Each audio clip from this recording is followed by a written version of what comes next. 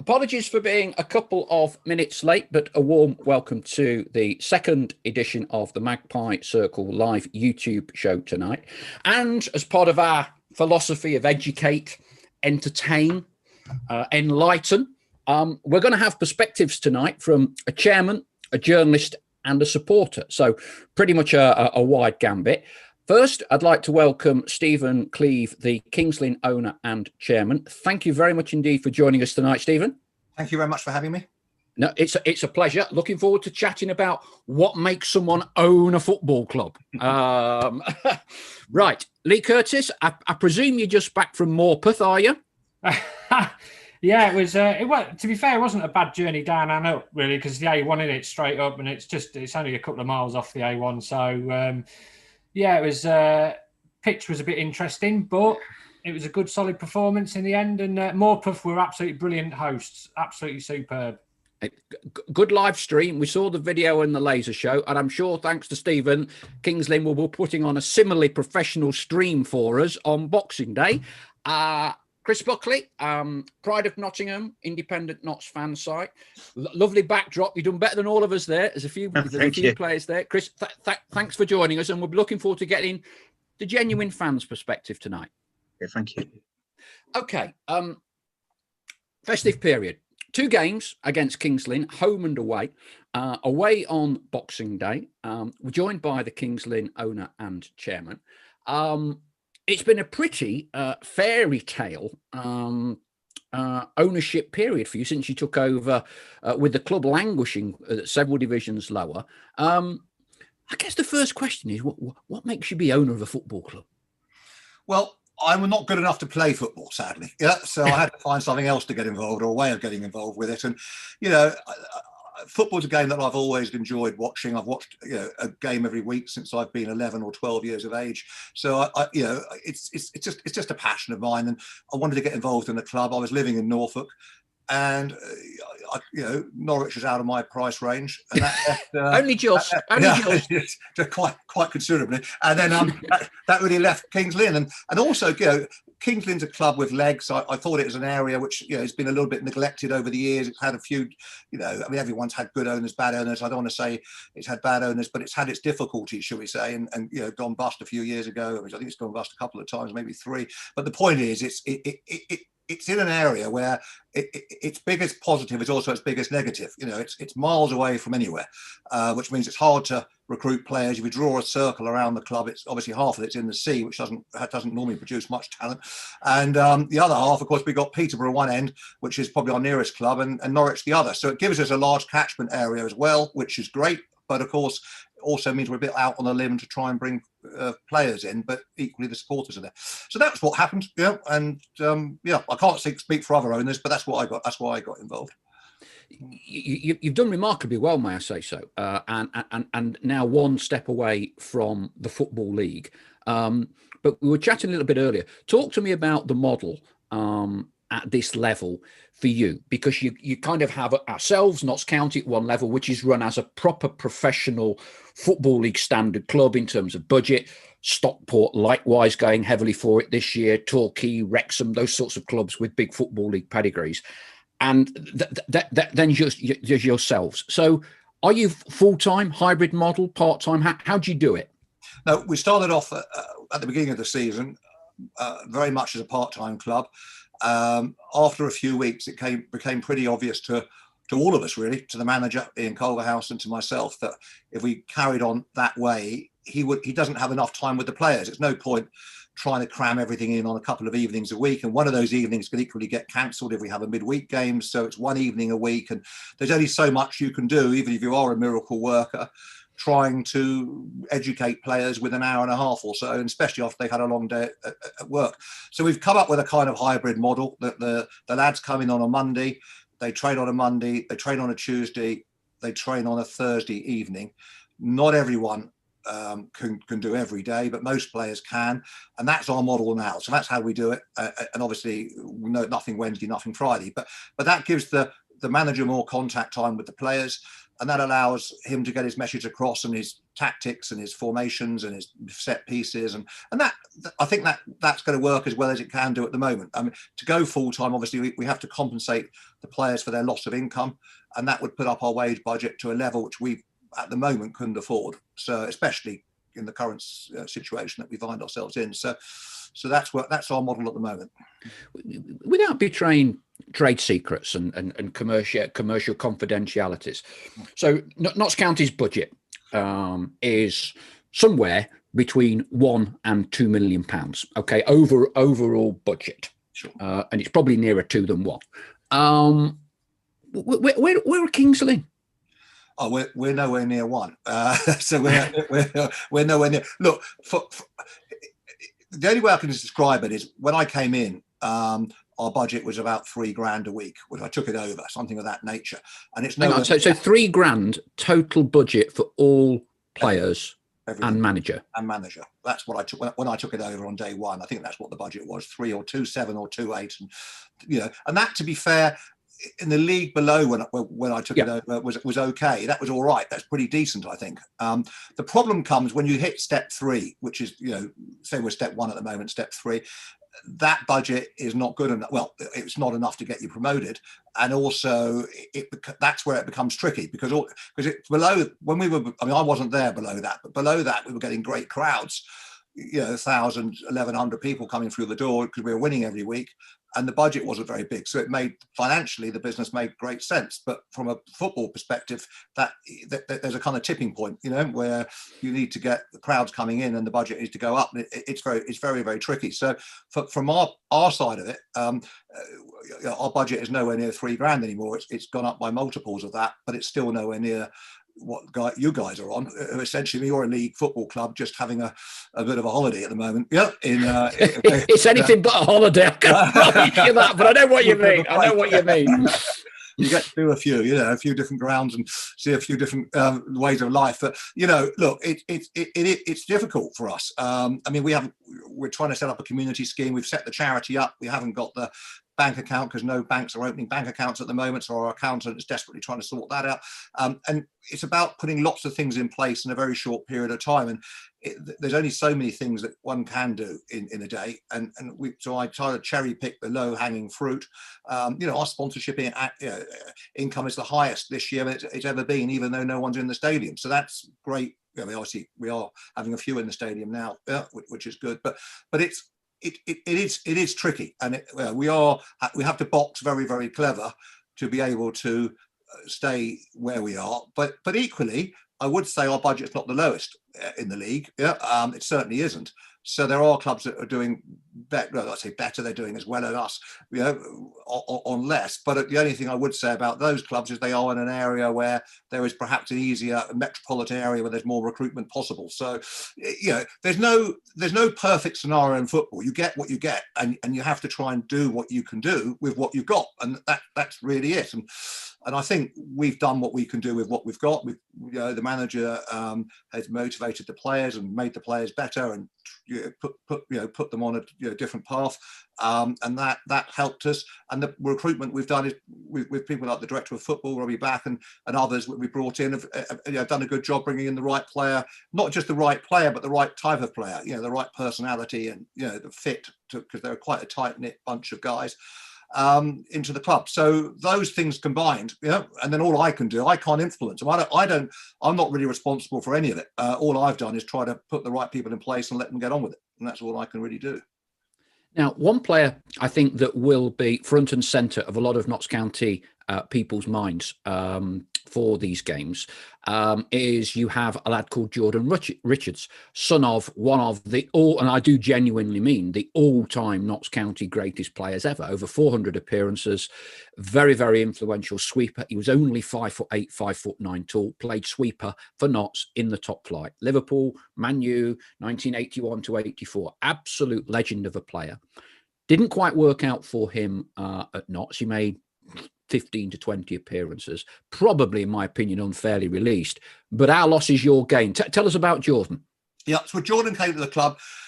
I had a manager for a little bit of time called Simon Clarke, who was at Notts County. Yeah, he was. Yeah, Simon. Yeah. He was. I can't remember what he was. He your under-21 coach? Yeah, he was some sort of a coach, assistant. Yeah, something of that nature. Anyway, so he came to the club for a few weeks, and oh dear, is that short? Was it? Yeah, I mean, look, it wasn't that Simon recruited very well. Yeah, he brought in some lads, he brought in Aaron Jones, our right back, who's still there today. He's brought in some great players, so you've got to give him credit for what he did. It's just sometimes it doesn't always work, in football. It's no one's fault, no one's to blame. It just doesn't always happen for you. And you know what it's like in football. It's all right when you bought yourself some time, but you've got to hit the ground a little bit running, and especially when he was following on from me in Culverhouse, he was the meat in the sandwich before Culverhouse when Culverhouse came back. So yeah, it was tricky to follow in Alex Ferguson's shoes. It's the same kind of thing to a lesser extent. We're following in Ian Culverhouse's shoes. So, but obviously the player Jordan was known to Simon, because of his relationship with Notts County, and he said to me he's a player. He rang it, says he's a really good player. One night, and I said, great. He said, can we get him? I said, of course you can. Yeah, go get him. So we went and got him. It took a little bit of persuading, because I don't think Jordan had heard of Kings Lynn, let alone where it was. So it took him a while to persuade him. And then he came in, and it's been over this. I think it's 3 seasons. I think this is his 3rd season now. And he's got football in the family blood. I think his uncle's Wes Morgan, the Leicester City defender. So it's clearly there, and I don't know what he's doing with this. I don't mean that in a nasty sense, but I think he's a good player. What I call him is a bit like, some players don't always shine. When a scout turns up, they don't always shine in terms of, they're not the obvious standout player. So if you can imagine Claude Makelele when he was at Chelsea, which was my team, he didn't necessarily shine out, but it was the most stupid move I think Real Madrid ever made, selling Sean Makelele to Chelsea, because it was a great buy for Chelsea and a dreadful move for Madrid. And he just breaks the play up, does the simple stuff, passes the ball on. And I put Richards in that very much. He's not necessarily plays that role, but he's in that kind of category of player where he doesn't necessarily shine as a beacon, but what he does is so important, for the team. And he scored some important goals. We had to play a super playoff final at Warrington, and he scored for that day. So he's a hard-working player. He doesn't cause me problems. He never rings up moaning. He's not a money-grabbing kind of so-and-so ringing me up saying, "Can you do this? Can you do that?" We've had a few of those, not many, but he's not that kind of player. He's just a hard-working lad that wants to play league football. And I just think a lot of, and I don't mean this rudely, but a lot of scouts that turn up don't necessarily know what they're actually looking for, and he wouldn't stand out. But if someone was to watch him throughout the game, he would stand out. They'd say, he did this and he did that, and he was influential in that move over there. And that's probably why he's still with us. But anyway, he's 23 now, so he's got a long future in the game ahead of us, and he's got great footballing pedigree, and he's a great footballer. So hopefully you'll see on Boxing Day. Let's move to Leigh. Thank you for your patience, Leigh, and we're with you shortly, Chris. So Leigh, you remember Jordan playing for us? I mean, I thought he was a bit unlucky to get cut. I think the problem with a lot of these young kids who get released by clubs is that we have to remember that, with no disrespect to Kings Lynn, the level of expectations are far different. So if I'm a manager like Neil Ardley or whoever was in charge at the time, Kevin Nolan or whoever, the pressure is on you to get results. And now young players need time and opportunity to grow. But when there is that pressure to get results, I don't necessarily think that young players, and I'm pretty sure if you spoke to a lot of managers, they'd say the same, that they haven't got the time to put these players in and let them sort of slowly grow and develop. So you look at the likes of Colby Bishop, Sam Osborne, Jordan Richards, another one, obviously. They have to tend to sort of leave, go down, and then find their way back up again, if that makes respect. They're given more chance to impress. They're given that time because the managers at these respective clubs aren't under the same kind of pressures as a club like Notts County or Lincoln City or whoever you want to say. So that's why I think they do end up moving down the divisions somewhat. So I just think it's the expectation, really. Expectation, great. I mentioned this before with Graham Taylor on many occasions. He was always talked to me about expectation levels and trying to manage supporters' expectations, owners' expectations. Chris, you're a fan. You're a fan. Where are you with everything this season? Because right now we're looking good, but sometimes fans will always moan to an extent or born out of frustration. What's your take on our season so far? I think it's gone quite well, to be honest. I think that if we think about where we was last season, this year we've definitely improved on that. I think the main thing Notts County have been doing is building a solid team. It's been a while since we've had players like Cal Roberts that we've actually signed and renewed their deals. That's a positive sign, and they can settle. It takes a long time to build a team that we're really comfortable and can play that philosophy that the manager tries to incorporate. So I think the season's been quite decent, to be fair. Obviously we want to be chasing promotion, but at the same time, I think we need to get behind the players and just try to push the club forward as we can as fans. But, it's pretty decent of a season if we compare that, to last season. It's very interesting, isn't it? Because we almost judge from week to week, don't we? And definitely. I was talking with Leigh about this on the phone. Before Stockport, there were just a little bit of pressure building among some of the fan base. We go out and beat Stockport on the telly. Very, very professional performance. Very, very professional.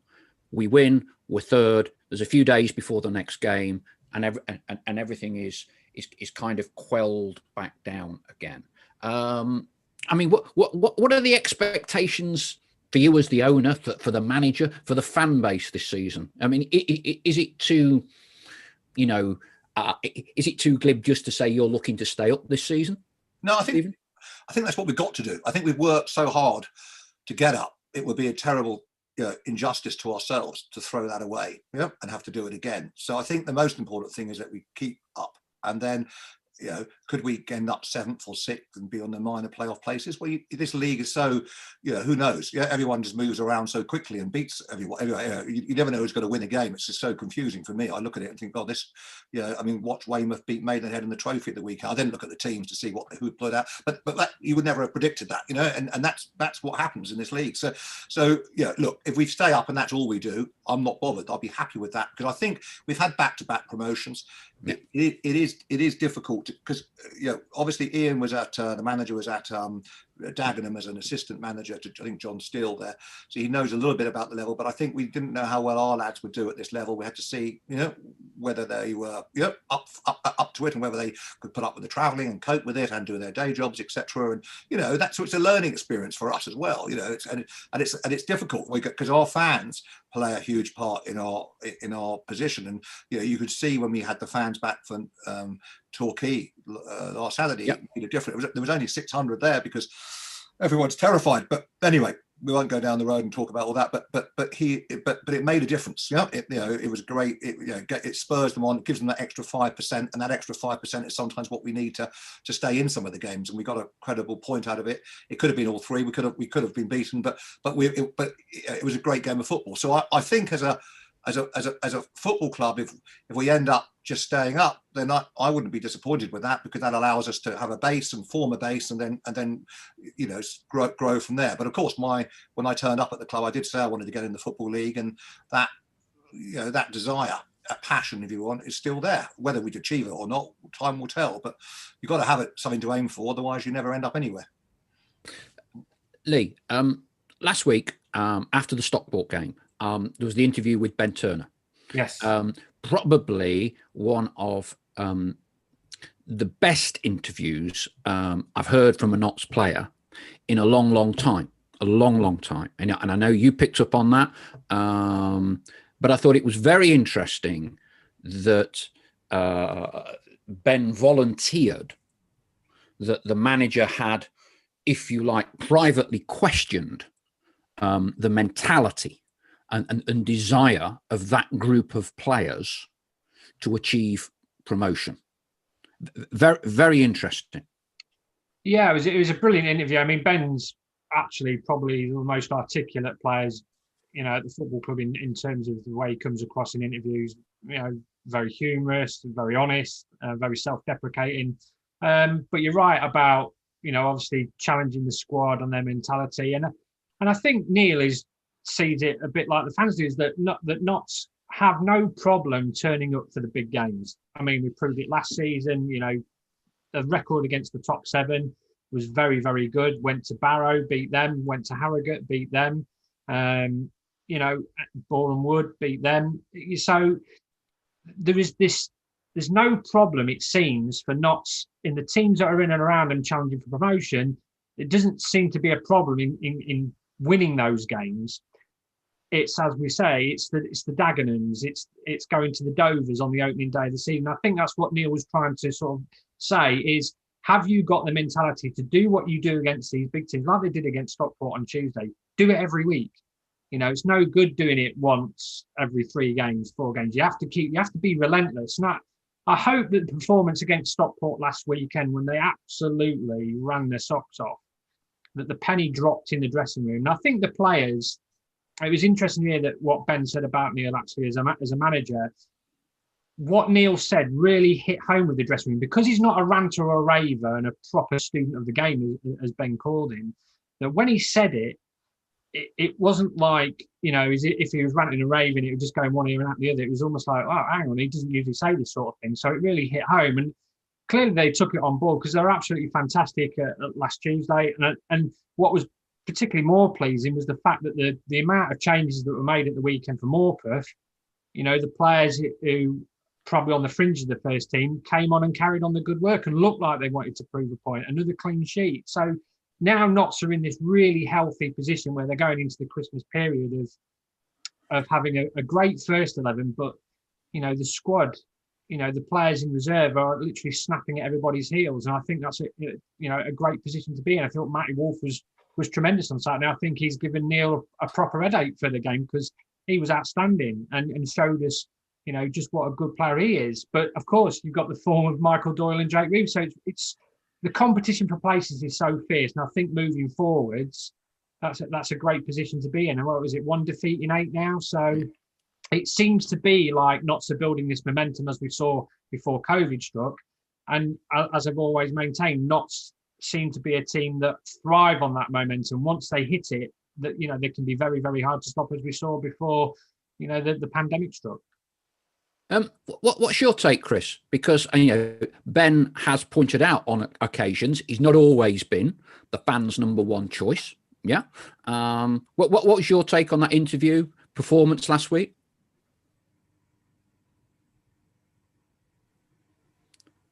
I thought the performance was really good on the basis of how we keep stopping and starting. But the interview that Ben gave was honest, and he's been under some criticism with the own goal he conceded. And you just want to see the players like really push forward with their performance.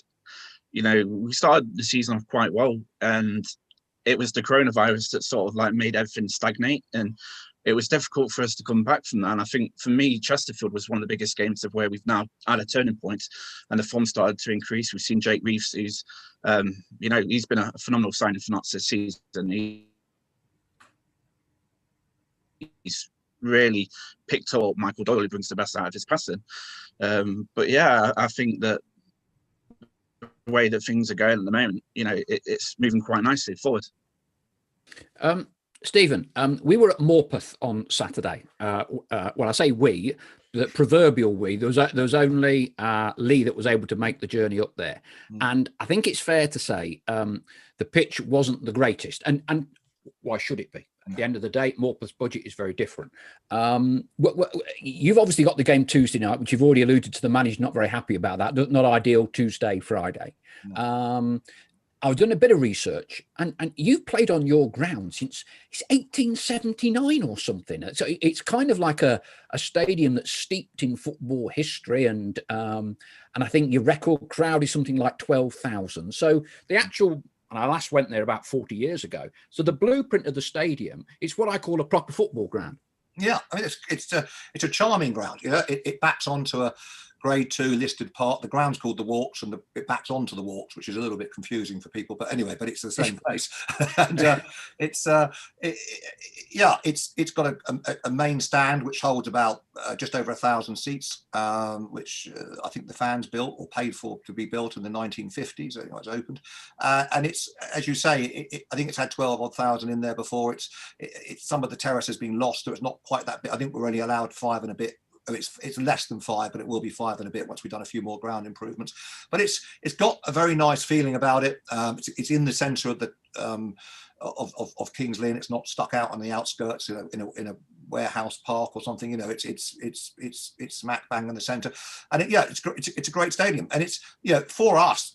Having Notts County down on Boxing Day, it's fantastic. It's the result of all the hard work that the lads have done to get to where they are. Their reward is playing Notts County on a Boxing Day. The manager, from our perspective, you've got the best ground without doubt in the league, and when we turn up at your place on the 1st of January, the manager won't need to say a lot to motivate the players. They'll just look around and that will motivate them.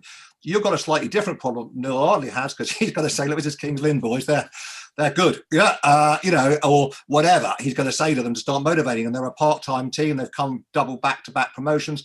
Most of the players won't know who they are, etc., who we are. Sorry, and it's a little bit more difficult, therefore. So our strength is that we can, we can go and, the lads don't need too much motivation. Playing at this level is motivation enough. Of course, it's a different scenario so there's no pressure on us, is what I'm trying to say. We just show up and but we're a good football team. We don't just kick people over. We don't dive. We don't cheat. No one falls on the ground. You'll watch the game on Saturday and you'll say that was true. We stay on our feet. We're perhaps too honest. If I'm being honest, and I look at what has come. We watched Boreham Wood come down to us, and the guy, big bloke up front. I've never seen a guy, one little touch and he's down like a sack of potatoes. We know who I'm referring to, And they did us at Meadow Lane. Yeah, they did us. Yeah.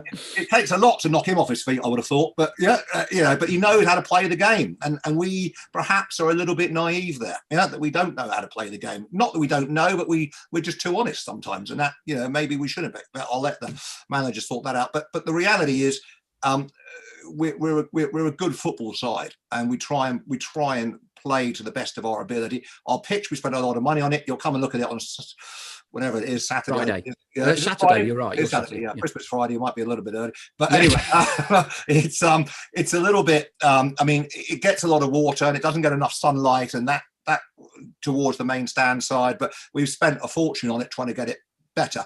And what we'd like to do is get a Desso pitch down, but we need to have a cut one or sell someone. Yeah. Well, that would be great if we could, because now they used to be very expensive, but now they're 250,000. It's still very expensive, but they used to be £1 million, and now there's the patent's gone. So now there's two other companies that are doing them at £250,000, and that's not so bad, comparatively, but we've still got to work. It's still a lot of money to find when you've got all the other stuff to do. So, but anyway, you'll see what you make out of that. Obviously, you won't be able to be there, sadly, will you? No. The one person that will is Leigh, so he's just about made it back from Warpeth. So presumably you're looking forward to going to Kings Lynn, because we've already had the owner confirm that you can get in, because it's not always been. Dover tried to kick you out, didn't they, or not let you in on the first game of the season? Well, it's all to do. I've had a few problems this season. Dover was one, but they let me in the end. Halifax, surprisingly, wouldn't let me in, despite the quality of their stadium. But that's a story for another day. But I've been to the Walk before. I remember doing a pre-season game there with Lincoln City many years ago. It's listen, I love non-league. I think it's brilliant. I think it's honest. I think it's, as Morpeth proved on Saturday, I think a lot of clubs are very hospitable, and I think what separates it from sort of like the sort of higher echelons of the game is that you get the thing that everybody's there just because they love it. It's not a league that's awash with money. The National League, non-league, doesn't have the glamorous stadiums and settings that we see on the TV. But you get the sense when you get down there that doesn't matter. They're just there for the love of the game, and that's great, and it's fantastic. And I'm really looking forward to the game on Boxing Day. I know. I remember seeing a tweet actually about Kings Lynn of a goal that you scored, and it was almost like watching a non-league Manchester City. I think it was about 85 passes or something ridiculous. Yeah, 28 against Southport away. That was that was the one. I think it'll be a very, very difficult game. I think Kings Lynn will be right up for it. They've got a good little striker in Adam Marriott. I'm pretty sure he's still there. He's at Lincoln. Yeah. So I think it'll be a real tough game. They'll be up for it, and with the fans being in, I'm sure that will make a difference as well. So I think it's got the hallmarks of a fantastic game and a really absorbing encounter. Yeah. Now, I'm sure with your pennies, you would have loved Notts County fans to be allowed to go for Boxing Day. And I think, Chris, I would have genuinely thought Boxing Day away at Kings Lynn, Notts would have taken depending how many you'd have allowed us, but 1,000 to 1,500 fans. New ground for a lot of us, you see. New ground. Like last year, we took 700, 800 to all sorts of ridiculous places. Dover, Barrow. I mean, it's a great shame for the fans, Chris, isn't it? I mean, I've seen Notts on something like 137 grounds, believe it or not. Shows you how many we've bounced up and down the divisions down the years. Great shame for fans that we can't get our diet of football, not just at Meadow Lane, but going away as well, games. Chris. Yeah, it's one of those frustrating parts of the season. But if we think about how last season was with Alec shut everything down, it's just nice to have football being played. So I think fans will be missing to go to the game on Saturday, but at the same time we'll be able to watch it. We'll be picking up the live stream, so at least in spirit we'll be there.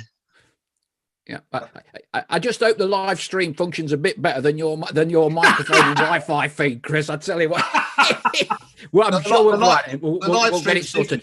Yeah, we put in replays, and we've got a fixed wired connection now, so we actually have replays of goals and right, cameras. Yeah, we've got a BAFTA nominated documentary maker by the name of Reg Clarke, who rang me up about, I don't know, a week before the season started, and he said, could you find me a role? He said, I don't want paying, but I'm living in Kings Lynn now, I want something to do.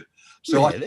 I can find something for you to do. So the next day he was here, and the next day after that he was at the club and employed as and so that's it. So he runs it all. It's a military operation. He has about 12 people there, 3 cameras, a GoPro behind the goals, and he replays it all. So it's a decent, it's a decent system. So I don't think you'll complain too much. I hope you will anyway. Well, you're selling it well. How does it work?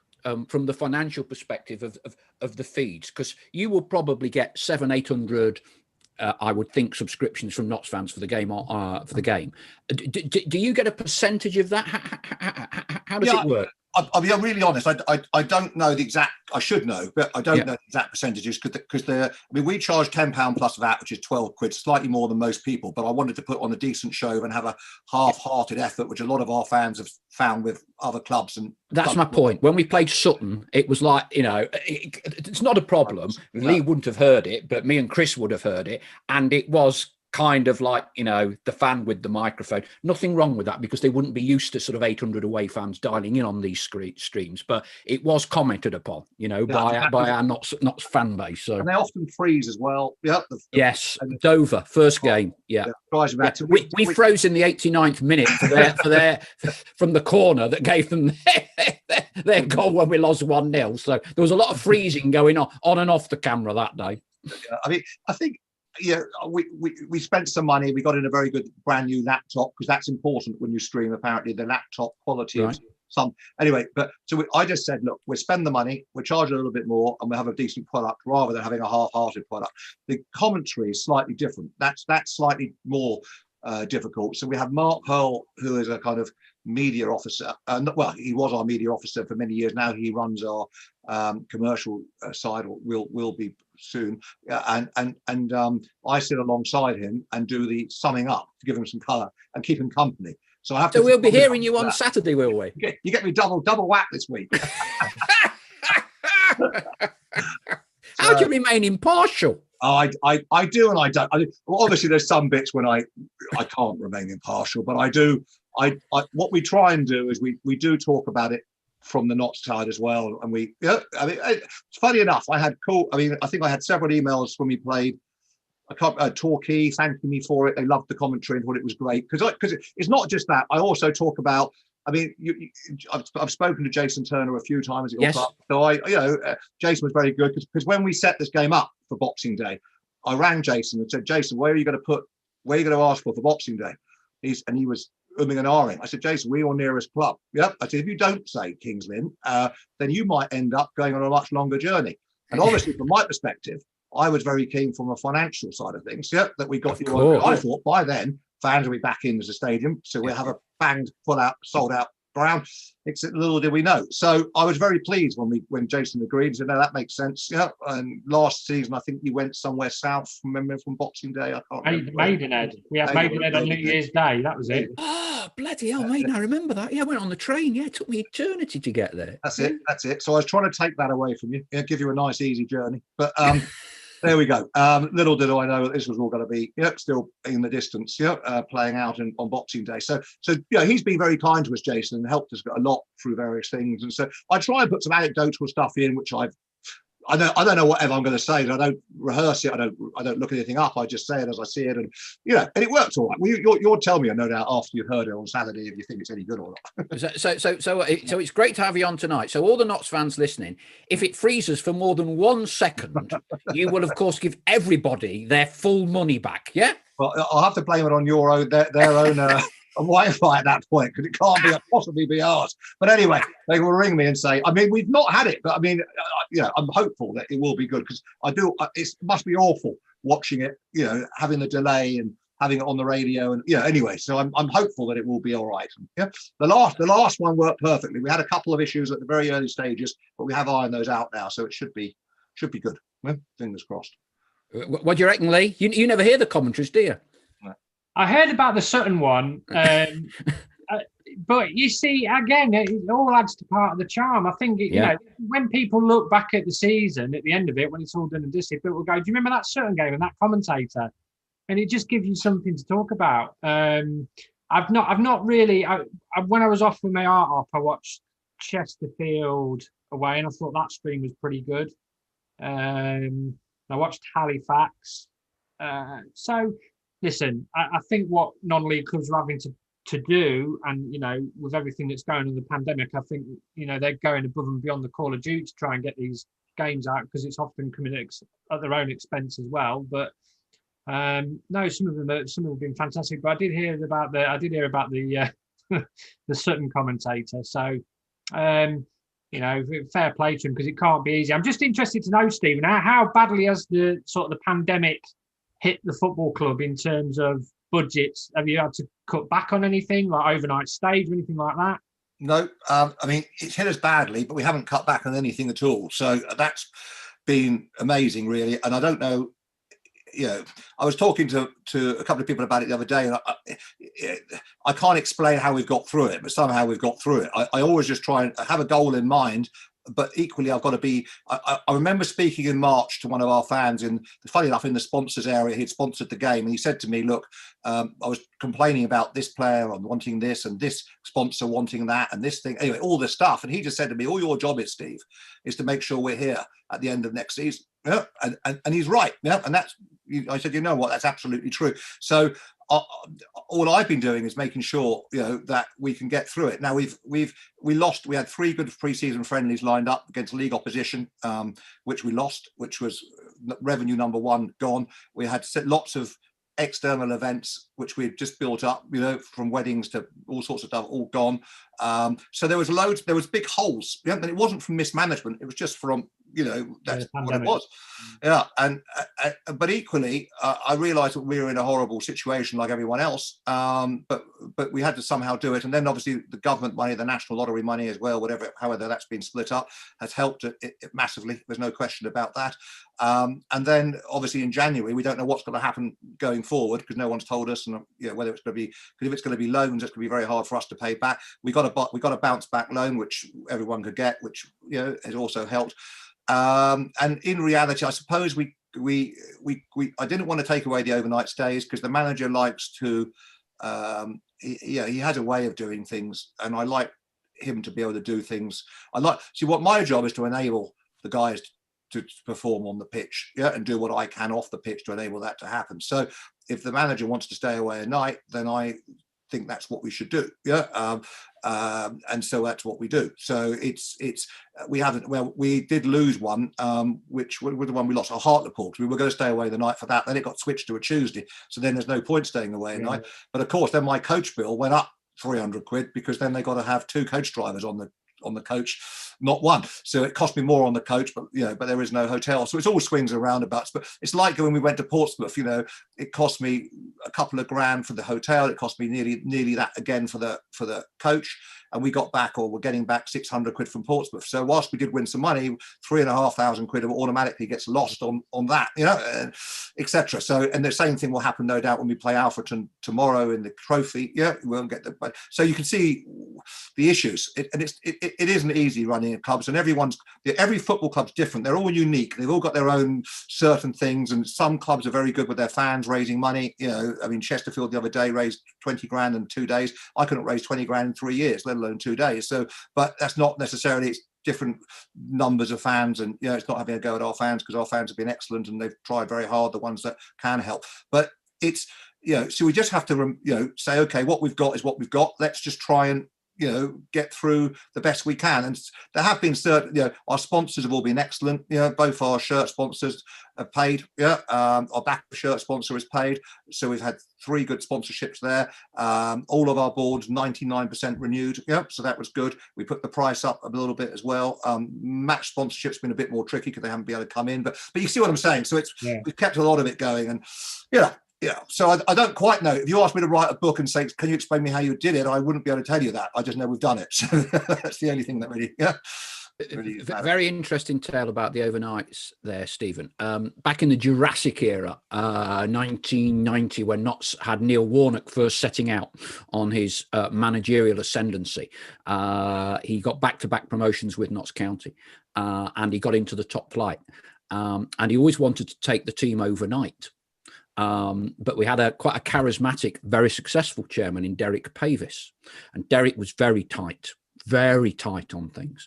And he wouldn't let them go overnight unless it was at least 2.5 hours. Mm-hmm. And Neil would say, look, I've got you into the top flight. We're going to Manchester United on the opening day of the season. I want to go overnight. No, you'll go on the day. So when Notts played Manchester United on the opening day of the 1991 season, when Schmeichel was making his debut for Manchester United, Kanchelskis was playing, Notts were not allowed to go overnight to Manchester. And Derek's argument against Neil was that, well, you've got us promoted back to back without going overnight, so it don't give us any advantage. You don't need to. So there's, like you say, different clubs. I'm sure Derek wouldn't get away with it now, or any chairman that gets us back into the top flight. Chris, top of the show, we spoke with Stephen about why become an owner. Yeah. Talk to me a little about, but clearly you're a massive Notts fan, but why do you end up spending a large proportion of your time, and I know these things take more time than they always do, effectively running, a premier Notts independent fan site? Why'd you do it? I've become mad, to be honest. We're all mad, I think. Yeah, go on. Fan.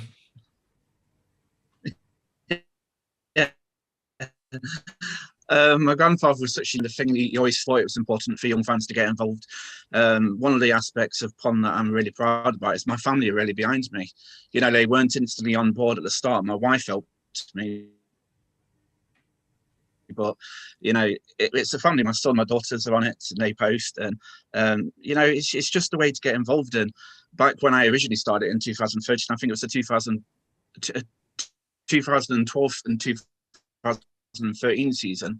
I didn't know many fans, and it was just my way to get into the community in a sense. And I've always felt proud about the club. I always thought the history was something that we should be proud about. And we're a creative bunch. If we look on social media now, we've got Magpie History, we've got the Magpie Circle, we've got Get It Forward. So we are a creative bunch of fans. And I was there thinking, well, I've got this kind of talent. I enjoy building websites, because in my background, I had 2 sites before that, which had moderately good success. And I thought, well, why not do a Notts site? You're quite artistically skilled, aren't you? Are those drawings in the background your own? Yes. So you've done them yourself? Yeah. I use Adobe Illustrator to basically draw the players. So I tell you, they're very, very good. They are, aren't they? Aren't they good? They are very, very good. Genuine. I'm looking at the Don Masson one. I mean, that is Don. That is Don. Thank you. Yeah, they're exceptional. And you're selling a few, aren't you, as well? Have I seen somewhere on the Facebook site? Yeah, I sell all of them, to be honest. I've got quite a lot of them signed as well. I just charge moderate fees because I want people to own them. I don't want people to, shell out too much. So I'd sell them for moderate prices, really.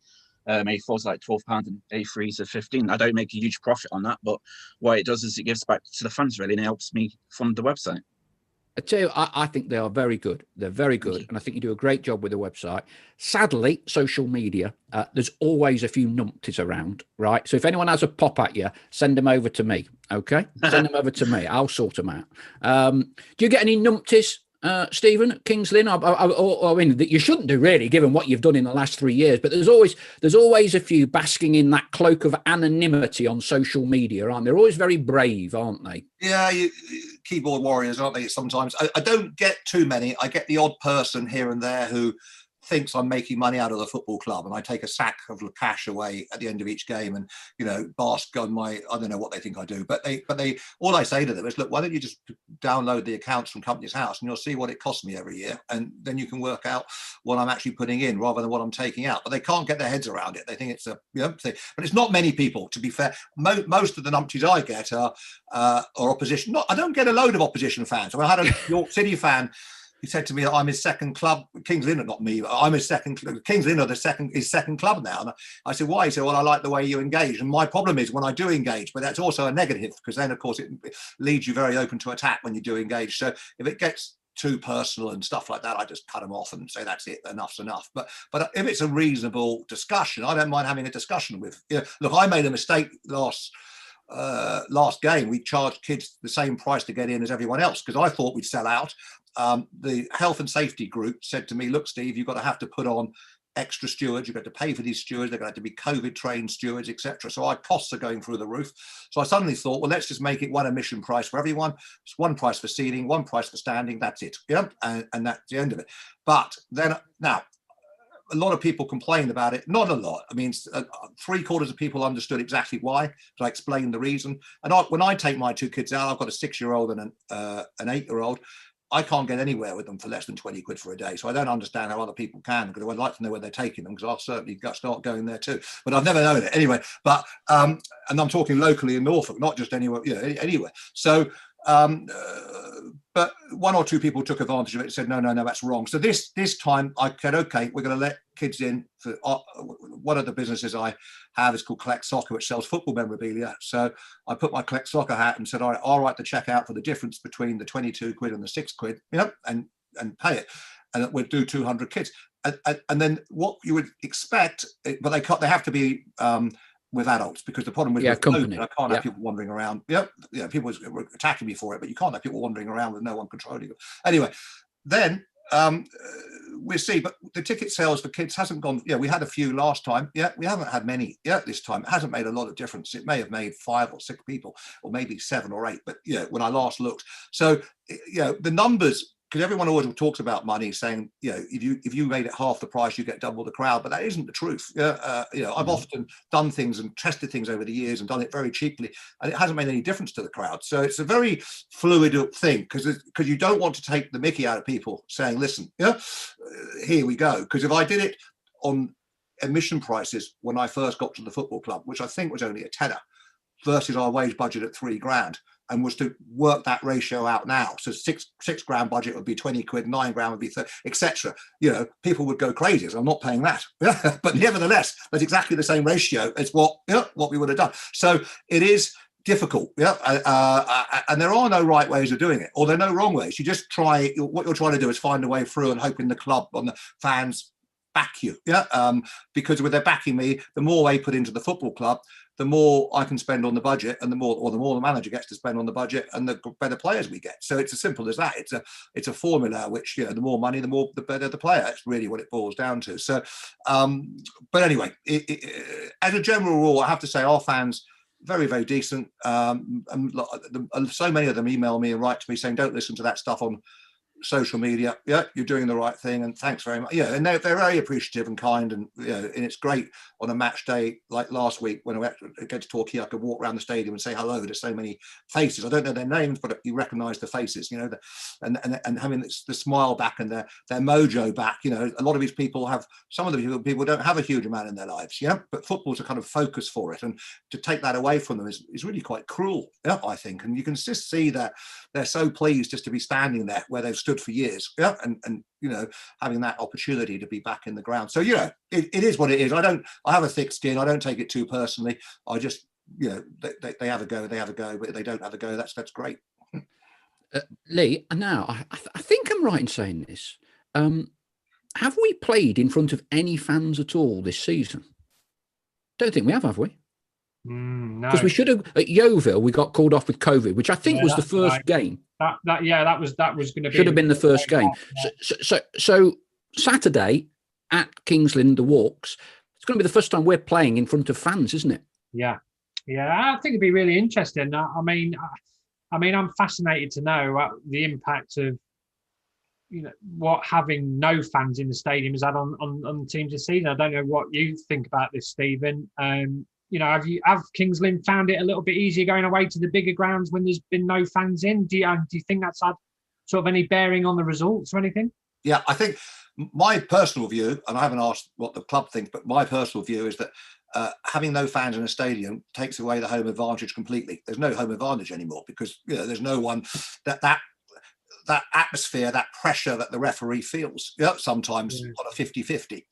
Penalty decisions, etc. We've had some horrific penalty decisions against us, but that aside, it has been. You can notice that sometimes the decision may have been slightly changed or altered with fans. And so often, I think personally, it's taken away that advantage altogether, and it's gone. I mean, we're allowed 1,400 fans in for Notts County. Is that what it is? Yeah. Will you be full? Will you be full? Well, I thought we would be, but I mean, without COVID, we would have sold out 5,000. Yeah, with no question. But with no question. But people are terrified now. So we've sold 702 tickets at the moment. I know our health and safety guy was worried that Notts County fans would have just because anyone can go on the website and just buy a ticket. They're on, as long as they turn up with the ID, which matches the ticket they're in. It doesn't have to be Norfolk based because we've got fans that come from Birmingham, from Kent, from everywhere, all around the country. So it's not when we sell stuff all around the world, you wouldn't believe, to Australia, to, America, to Canada, even though it's a small club, it just still has that. It's just football, I guess. No one can really explain these things, but they do happen. So anyway, we've got 702 sold at the moment. That's what it was this morning. I don't know what it is this afternoon. I would expect it to be 850, 900. I doubt it sells out. I don't know. We'll see. Maybe I'm wrong. Maybe as people are sure that Christmas won't be cancelled and they're not, going to find that. But anyway, so maybe it will at the last minute. We'll see. We had 625 at the last game, so it's higher. I think it will build and build and build as people get more and more. So what was that atmosphere like? Because that's effectively the first game in the Vanarama League top flight that you will have had fans in your ground for. And I would imagine. Yeah. A point against Torquay, given Torquay's form this season, you'd have been pretty pleased with that. I was pleased, and I thought it was a great advert for the game. Great football match. Not often you would say a 0-0 was a great game, but it was a really good football match. They defended fantastically, Torquay, really well to a man. They were really good, and it could have gone. The game could have been anything. Could have been 3-3. It could have been 0-0. It was 0-0. Could have been either of us could have won it. But I sit on the terrace. That makes sense because I'm in the commentary position. I'm not allowed to sit in the seats because it's all rigged up the wire to the whatever it's rigged up to, and so I sit down. So the only problem for me with fans is they block my view, because I'm sitting down on a seat, so I can't see so well that I used to see. But I'd much rather they were there and my view was blocked when they weren't there, and I could see what was going on. But it made a huge difference. The noise level they made, the 600 fans sounded like 2,000 fans to me, and it's a great place to come. Kings Lynn really is a great ground, and I think your players will enjoy it. I think players want to play. But I lost a player at the beginning of the season, Chris Henderson, good footballer. He dropped down 3 levels, and he said, "Look, I'm not." I mean, one of his reasons were, I think money was part of it, but one of the reasons was, he didn't want to put the travelling in, put the effort in, and not be able to play in front of fans. Playing in front of fans to him was a lot of the reason for wanting to play football. And so therefore, if he may as well get the same money and not have to travel at all, and and drop down to level 6, which or 5, whatever it is, which is ridiculous for a player of his quality. He's a very good footballer, but that's his choice. That's what he did. I think he's going to regret it in years to come. But that I told him so. But you can't change the minds. That's once they're made up, they're made up. So you have to let them go off with love. Say thank you so much for what you did. So I think now that fans are back, I think it certainly gave our players a lift. There's no question about that. And I'm it's so much better, because football without the fans in, it just doesn't feel, everything about it's wrong. There's no theatre to it. It's boring. It's two-dimensional. It's not joined up. It has to have fans to be part of the day. Even watching it on telly, I have it on. I used to avidly watch lots of games, but now with the fans not there, I've got not the same passion to watch it, which is ridiculous, but it's how it is.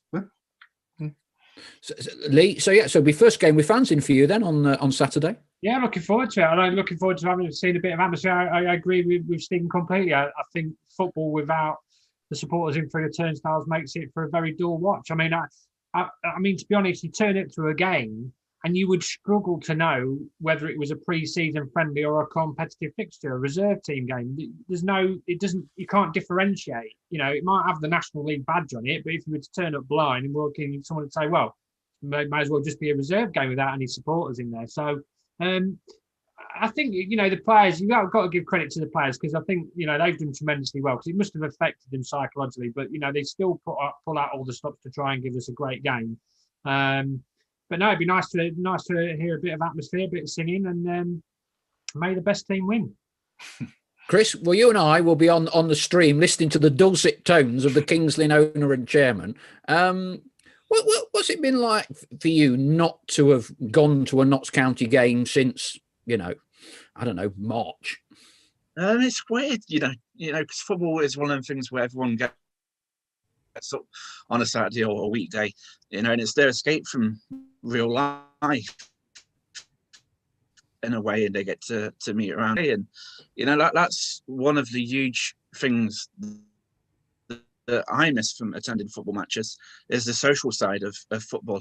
But it's like I say, it's weird at the same time, but it's good that we've got football being played. And I agree that there's no home advantage, and that it lacks that kind of realism. But at the same time, it's, I'd rather have football being played and enjoy being able to see Notts, play, win, draw, whatever. It's just important that we keep playing, and I don't know those things are.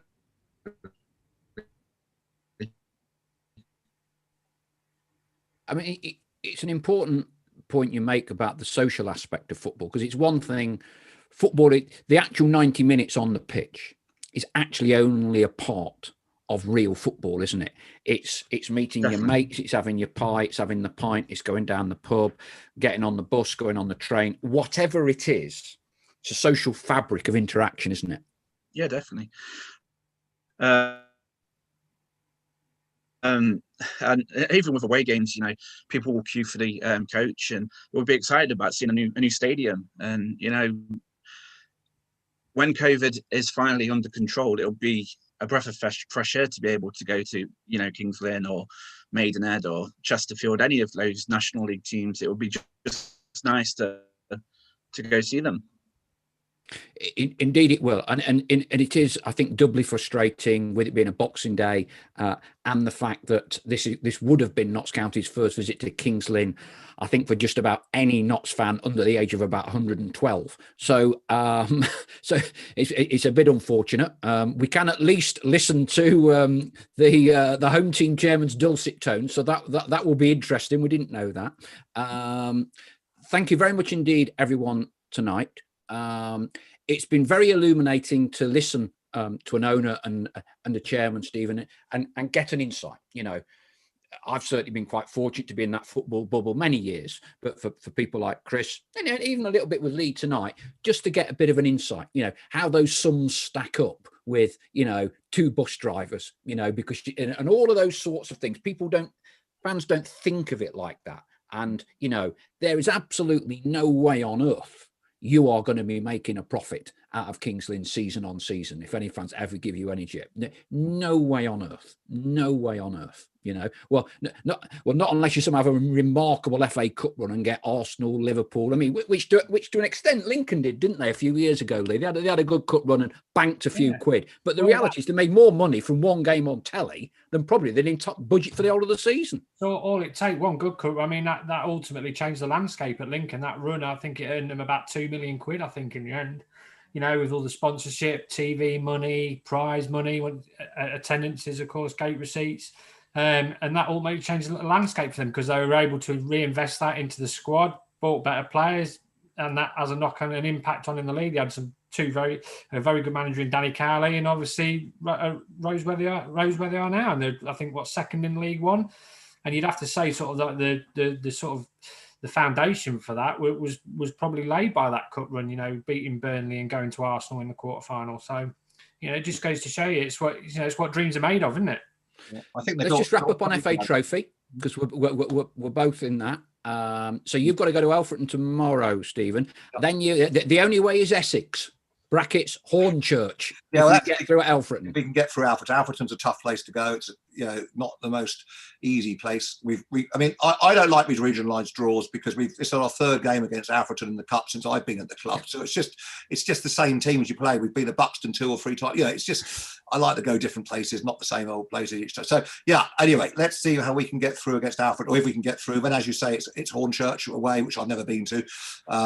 Epping Forest way, I understand it is. I see occasional sign when I drive into London. So but look, the trophy is a realistic chance for any National League club to go to Wembley. You were lucky. I watched a game at your final last season, obviously without fans, which was horrific, but at least it wasn't to be, but it was a final to be at Wembley, to be there, and it must in the playoffs, in the playoffs, and it must be playoff. It must be every player's dream to walk out onto that pitch and get have a chance to play on it, and even without fans, it's something, but with fans, and hopefully, by the time this 2021 final was played, it will have some fans in the stadium, so it will be worth it. So you've got a great game against Stockport. I watched them on telly against Stockport. I thought they were you minimalised them because Stockport, I was told, were the best team in the league, but you gave them they didn't look a threat at all. So you stopped them playing, and that's something to really to shout about. So that was a great from your perspective. So you'll go into that with confidence. I'm sure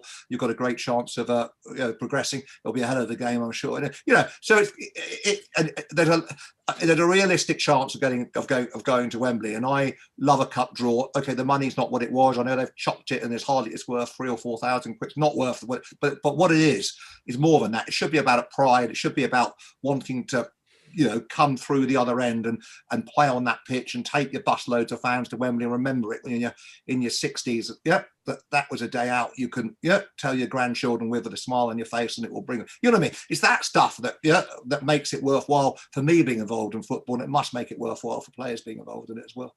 Absolutely. Just a final word on Stockport, Liv. You spoke to them at the club, or what's the take on Stockport? No, well, I'm on a late shift today, but I did sort of log on to see the cup draw, hoping that Notts would get a team at home. But I don't know what it is with this club and away cup draws. Honestly, I can count on one hand how many home draws they've had. And of course, it would have to be probably the most difficult ties. Well, probably the most difficult team that Notts could have got, in the competition. So, listen, they had it last year with Yeovil, didn't they, when they were in the playoffs and went there and won with 9 men in the end. So, listen, the squad's in a good place. I'm sure Neil will probably use it as a chance to rotate some of the players in the squad. Be a fantastic game. I'm sure Ollie Holt will be looking forward to it again. Notts have got a very good chance, like Stephen said. It's the most realistic chance any non-league side's got going to Wembley. So nearly got there last year in the trophy. So let's see if they can go one better this time around. Stephen, final. Just wanted to, Chris. Stephen mentioned about Wembley. You see, I'm old, right? So I've seen Notts play at Wembley and win at Wembley. Yeah, 2 playoff back-to-back finals with Neil Warnock. Anglo-Italian Cup finals. Are you too young to have ever been to Wembley with Notts? No, I managed to go to Wembley. My grandfather made sure that I was at the Anglo-Italian Cup finals, and I was at one of the semi-finals as well. but I missed out on the Brighton one because I was too young to go. My brother managed to go to that, but I have fond memories, even though I was really young, of the coach trip. I think Sister Act was on the coach TV as we went down, and just seeing the Twin Towers and the fans in the stadium, it was amazing. It'd be nice for us to go back. Yeah, Wembley's the ultimate social occasion, and and my son who produces these, he's 23. He's got his own Sunday morning football team, all the lads, and since the turn of this millennium, it has been a very, very, very lean time to be a Notts fan compared to where they were in the 70s and the 80s and the 90s. And it was a really unkind cut that we get to a Wembley playoff final against Harrogate, and then we can't go, Now, the way we played, I mean, probably just as well we're watching it from the telly. But, of course, there's always that imponderable, isn't there, Chris, that if we'd been there, mob-handed as Notts fans compared to Harrogate, could we have been that 12th man? Yeah, I think we could have done. But obviously it weren't to be. But, I like to think that the way that our fans are, I think that we really do get behind a club. You can hear them on the radio. And I think the players will agree that we are missed from the stands. We give so much impact to the game. So, I definitely agree with that. And I think that in a way it would be nice for fans to return at some point. Absolutely, it would. Gentlemen, I'm very conscious of all your time tonight. Thank you very much indeed. To Chris, from a fan's perspective. Thank you. Leigh, you're on a late shift, so you were working anyway, so you've had a bit of a busman's for an hour. And Stephen, thank you very much, very illuminating. I'm looking forward to hearing your punditry comments. And good friend of mine, I'll end on this. Good friend of mine from my time working at Leicester City is Martin O'Neill. And Martin's caused a bit of controversy over the weekend. He's gone viral on social media because he was commentating or colour commentating on Celtic's game up at Hearts, and he's had a dig at some of the pundits who've been giving Celtic a bit of a hard time, and he called them basement dwellers. Yeah, and of course this has reverberated, and of course all these other pundits now, are getting a bit touchy. Now, I am absolutely sure you will not be a basement dweller. There you go. And it will be very illuminating to hear some of your anecdotes and inside stuff on Saturday. You will be getting a fair few of our subscribers. So I'm glad you've got an award-winning BAFTA producer that can cope with the influx of Notts fans. Please give our best to Jordan Richards. His father was a true legend for the club, Wish you all the very, very, very best for the season. After January, is it the 2nd or the 3rd when we've had our double header? So, gentlemen, thank you very much. This can also be downloaded and listened to separately, and we'll be posting some links on